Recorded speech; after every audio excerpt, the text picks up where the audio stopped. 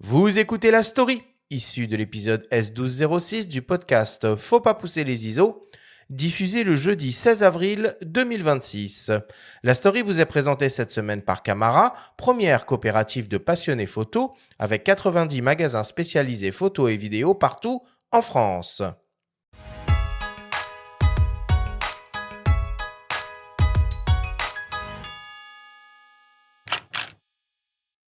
Alors comment fait-on aujourd'hui pour couvrir la guerre en Ukraine près de la ligne de front en tant que photographe avec toutes les menaces aériennes qu'il y a, notamment ces fameux drones FPV dont on parle beaucoup? Mais déjà, il faut savoir que la ligne de front, elle a changé. Elle est de plus en plus large et plus grande. Maintenant, la ligne de front, elle peut faire 20 km. Donc, il y a quelques mois encore, il y a même un an, on pouvait se dire la ligne de front, elle est sur 10 km. Et donc, je suis en première ligne à partir de 10 km. Mais maintenant, à 20 km, on est en danger. Et on peut être en danger aussi à 50 km de la ligne de front, de la première ligne. Ça change tout. Et c'est lié au fait que les drones FPV, donc les petits drones, ont une capacité de batterie de plus en plus grande, donc une possibilité d'aller de plus en plus loin dans le territoire. Donc ça devient très compliqué. Il y a des territoires maintenant qui déjà allaient en ligne de front pure, donc cette zone où il y a les positions militaires et où les militaires passent parfois des mois à l'intérieur de tranchées enfouies dans la terre. Là, c'est extrêmement dangereux d'y aller. J'ai eu des témoignages de soldats où ils me racontent qu'ils sont largués à 17 km de la position et ils doivent faire les 17 km à pied pour se retrouver sur la position militaire. Et ce trajet est très dangereux puisqu'on peut être attaqué évidemment par les drones. Et donc, quand on est journaliste, ça devient pratiquement impossible. Les risques sont trop grands, trop importants. Et donc, ça oblige aussi à se dire comment raconter autrement la guerre. Sur une de tes photos prises à Kharkiv en décembre 2025 et qui était publiée sur le site du Monde, on voit une route recouverte d'impressionnants filets Mm. pour empêcher justement les drones de venir percuter les véhicules ou les passants. Tu peux nous raconter un petit peu ce décor digne d'une dystopie? Oui, c'est assez étonnant. Alors, on est à Izium, un peu plus loin de Kharkiv. Et en fait, moi, j'arrive en voiture là-bas, de Kharkiv d'ailleurs, et je vais au centre-ville. Et là, je tombe sur des militaires qui installent des corridors de filets dans les rues pour empêcher toute attaque de drone. Et je continue, donc je roule avec Vadim, le fixeur avec qui je travaille, et on roule comme ça sur le corridor, et on se rend compte que cette route va faire des kilomètres et des kilomètres, et qu'elle va rejoindre en fait Izium à Slaviansk, donc sur une dizaine de kilomètres. Et c'est étonnant, déjà c'est un rapport au paysage qui change complètement, puisqu'on ne voit plus vraiment le paysage, l'horizon est bloqué. Il y a un sentiment de se dire déjà, bon, ok, s'il y a une attaque de drone, on a peut-être un tout petit peu plus de chances de ne pas être touché, même si on peut s'interroger sur la réelle protection de ces filets, puisque bien souvent, il y a deux attaques. Il y a une première attaque où il y a un drone qui tape le filet pour faire Ah un oui. trou, et après une autre attaque où le drone rentre à l'intérieur du filet, et donc à l'intérieur du couloir. Il faut rouler très très vite. Et donc en tant que photographe, c'est assez étonnant. Déjà, c'est un paysage dingue. Moi, c'est des paysages que je connais très très bien, le paysage du Donbass et autour du Donbass. Je les connais vraiment bien, et je les ai vus avant la guerre. Et là, avec les filets, on a l'impression de ne plus avoir accès au paysage. Et donc, on voit ces filets devant nous. Donc, ça nous interroge aussi sur la représentation, comment photographier ce genre de choses. Je parlais du sentiment de se dire, bon, on est un peu en sécurité, et en même temps, on se rend compte que là, la guerre se rapproche de plus en plus des endroits qui pouvaient sembler, il y a quelque temps, encore en sécurité. Tu avais consacré une série aux images prises avec des drones. En quoi sont-elles des outils de propagande visuelle également?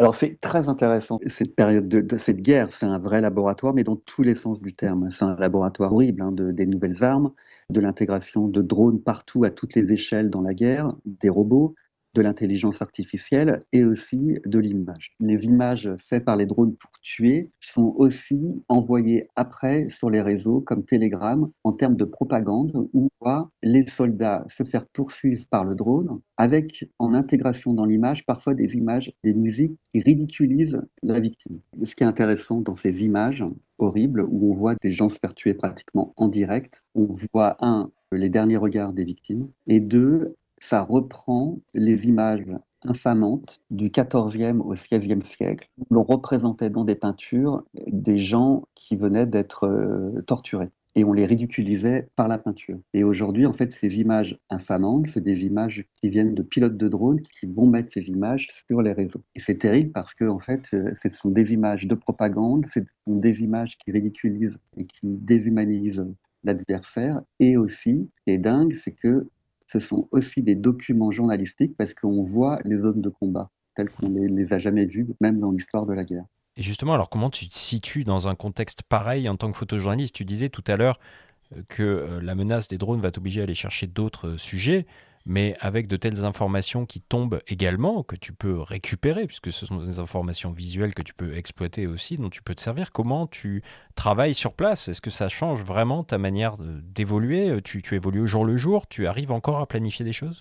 Alors moi, j'ai de la chance, je travaille avec le journal Le Monde et entre autres avec Ariane Chemin. Et quand on part, on s'adapte au terrain, on a du temps pour travailler, pour chercher des histoires, pour parfois revenir plusieurs fois pour aller en profondeur dans la narration. Et ce qui nous intéresse particulièrement, c'est les conséquences de la guerre sur la vie normale. Et donc c'est vraiment un point de vue très particulier.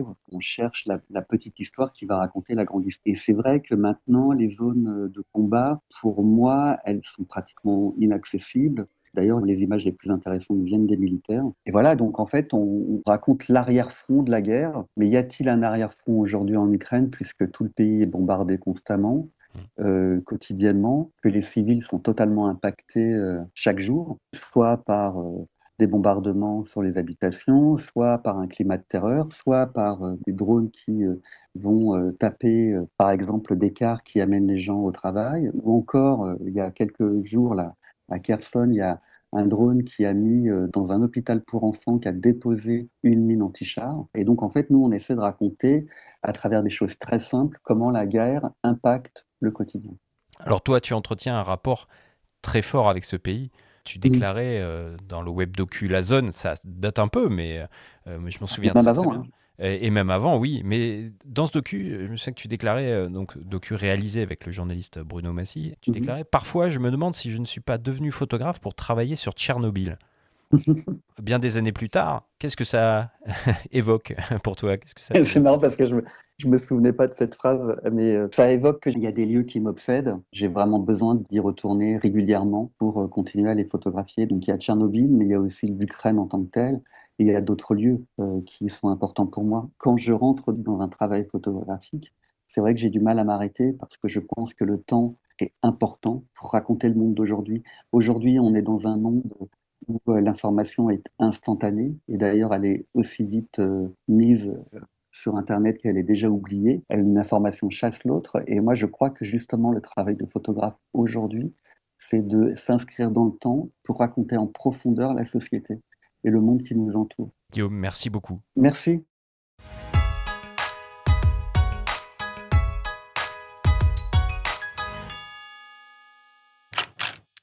Voilà un témoignage hyper intéressant. Guillaume, à la fin de son entretien avec Benjamin, il évoque Tchernobyl. C'est un lieu assez symbolique dans la communauté des urbexeurs et puis un peu particulier pour toi, si j'ai bien compris. Oui, tout à fait. Donc, je me retrouve tout à fait dans ce que vient de dire Guillaume. Tchernobyl, c'est un lieu où je suis allé 9 fois. C'est mon premier gros voyage vraiment friche, même si j'aime pas du tout réduire ce lieu à ça. Il y a tout un arrière-plan vraiment historique. L'accident, évidemment, mais c'est bien plus large que ça. Et donc, j'y suis allé pour la première fois en 2015. Donc, vraiment mon premier voyage après voilà, l'Allemagne, l'Autriche, quelques petits pays proches où j'étais allé même en voiture. Mais donc, j'y suis allé aujourd'hui 9 fois. J'y suis allé 3 fois tout seul. Et au bout de 3 fois, c'est pour ça que je me retrouve vraiment dans ce qu'il dit, parce que j'avais senti que même en ayant passé 3 fois plusieurs jours, j'avais pas du tout fait le tour de la question, j'avais vraiment besoin d'y retourner. Mais c'est un lieu qui coûte très cher. Et du coup, je me suis dit que j'avais envie d'y retourner, mais je peux pas vraiment continuer à faire comme ça 5 jours tout seul, parce qu'il faut une voiture, il faut un guide, il faut un chauffeur, donc ça coûte vraiment cher. Et donc, c'est à ce moment-là que je me suis dit qu'il faut que je me mette à organiser des groupes et amener des gens avec moi.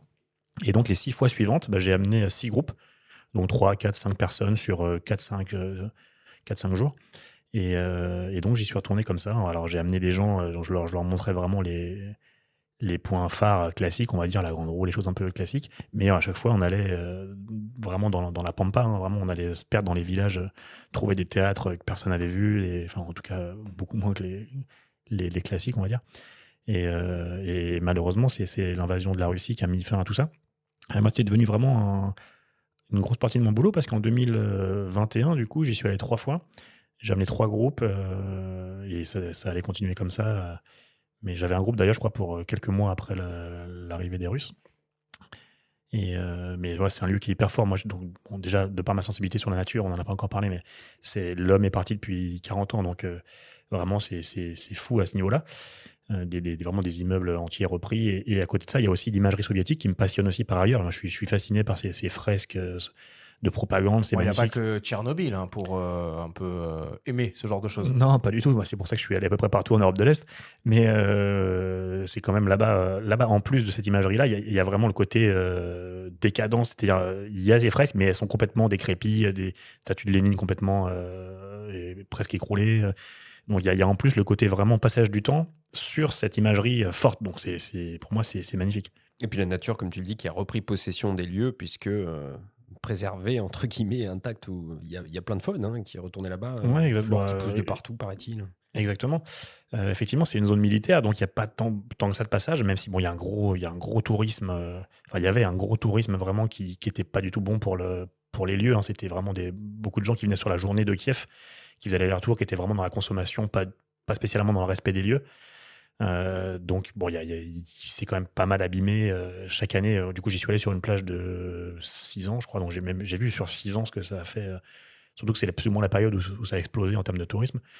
Je pense que ça n'a pas trop bougé pendant 30 ans. Et puis après, vraiment, dès, je sais pas, 2015-16, ça a commencé à vraiment grossir et pas trop bien tourner.